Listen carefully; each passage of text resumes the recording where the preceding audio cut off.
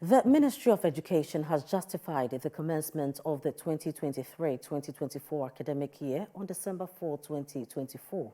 The ministry says they harmonized prospectus, the placement of over 81% of candidates into senior high schools, and the need to return to the pre-COVID academic calendar are the basis for the government's directive to fresh senior high school students to report to school today.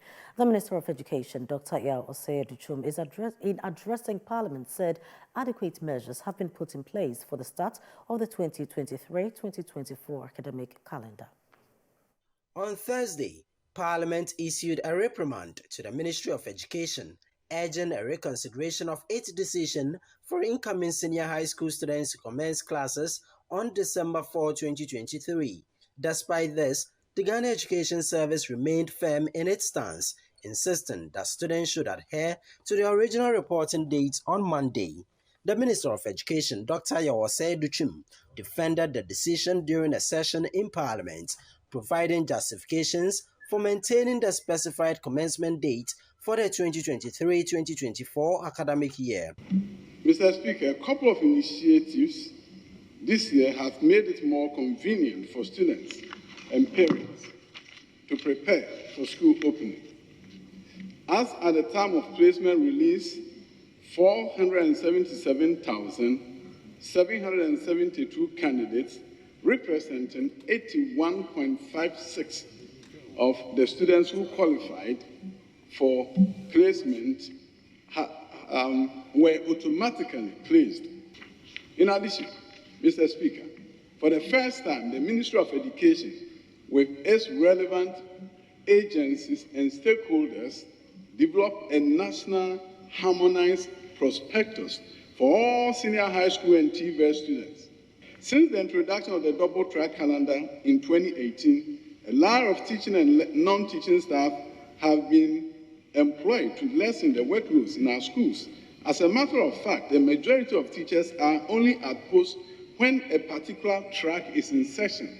So, Mr. Speaker, it cannot be true that all teachers have never had any rest since the double track was introduced, as alluded to by my honorable colleague. Last year, school opened in February for first-year students. This year, we are opening in December, which gives us the opportunity to then open October or September and therefore go back to the pre-COVID calendar as we all are envisaging. I thought that the Honourable Minister will explain to us why he did what he did, defied Parliament, put out that statement, and virtually just, called our bluff and said that what has happened in this house really doesn't matter. It's like telling us to go to hell, really. Mr. Speaker, we all know first week, when we report in school, orientation, people trying to settle in, there will be no studies going on. So people are just going to school for just a few days, really, less than a week, and then they have to return for the Yuletide break, 21st December. So really, what do we achieve, really? What do we achieve? So it's not practicable. So the Honourable Minister of Education cannot be the only one who is right, who has all the wisdom, and everybody else, all the unions, the Speaker, MPs, everybody doesn't understand education. Only the minister is right. I cannot fathom what is going on. Attendance rates, Mr. Speaker, the Ghana Education Service have given the directive, and the students are in school already. The minister had given us the statistics of the number of students that had been placed. Unfortunately, we probably do not have the number of students that have reported at the various schools. If we have them, that they about 10% or 20% had reported, then we may have a cause to complain. But not when the students are already in school. Do we want the minister to direct the Ghana Education Service to now call the students that they should come back home and then we give another time for them? Mr. Speaker, this will lead to absurdity. I don't think we need to disturb the academic calendar, especially when the minister has said that we would want to go to the pre-COVID session. We can no longer insist that the 4th December date be shifted to the first week of January. That is, that today be shifted when the students are in school to the first week of January. We'll take it as it is, but we'll ask the ministry together with GES to take this into consideration and not to insist that the students and parents should comply with some of the requirements within this shortest possible time. They should give them enough room to be able to fill in seamlessly so that we can have a smooth academic year.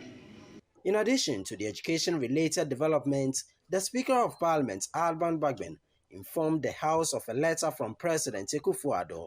The letter conveyed the President's decision to withhold assent to the Criminal Offences Amendment Bill 2023, which seeks to criminalize attacks on alleged witches, and the Wildlife Resources Management Bill 2023. In reference to our meeting held on 28th November 2023 at my office, where we discussed the outstanding bills presented for assent, namely the Criminal Offences Amendment Bill 2023, the Criminal Offences Amendment No. 2 Bill 2023, and the Armed Forces Amendment Bill 2023.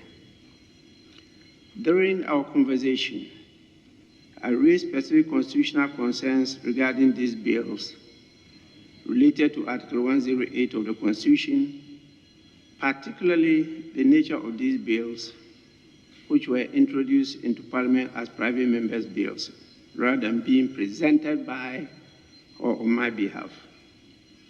I appreciated the opportunity to engage with you in a meaningful dialogue about these critical legislative matters and valued your insights on the subject.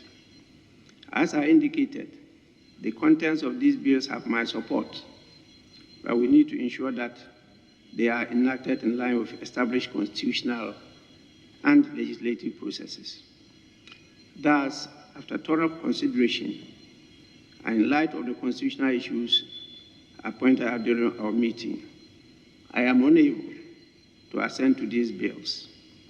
The concerns raised are significant and have profound implications for the constitutional integrity of these legislative actions. Any legislation we pass must be in complete alignment with the provisions of our Constitution. I intend to have these bills reintroduced in Parliament on my behalf in due course.